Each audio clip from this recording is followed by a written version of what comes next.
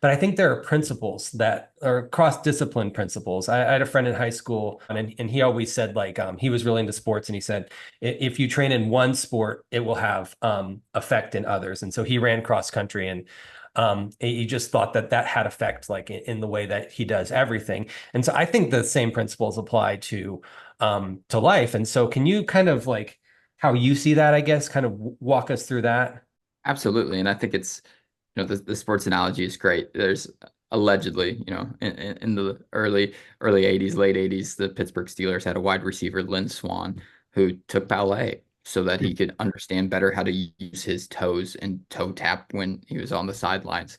And so, I kind of look at it as there's a multitude of things that you can do in life that will always have repercussions in other places of Mhm. your life. Um, from my perspective, shepherding and fundraising are a Mhm. lot alike, actually.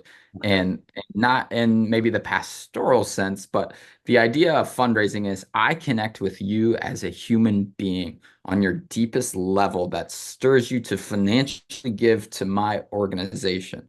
Well, to do that, I have to be a part of your life in some capacity. Hmm. Sometimes deeper than other times, but I have to get to know you.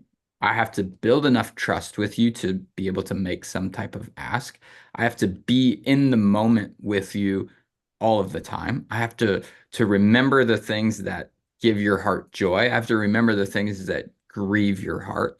And so it's as much as fundraising is a hard skill, it's also the soft skill that and that's maybe what translates the most into life is how do you constantly be led with an empathy antenna?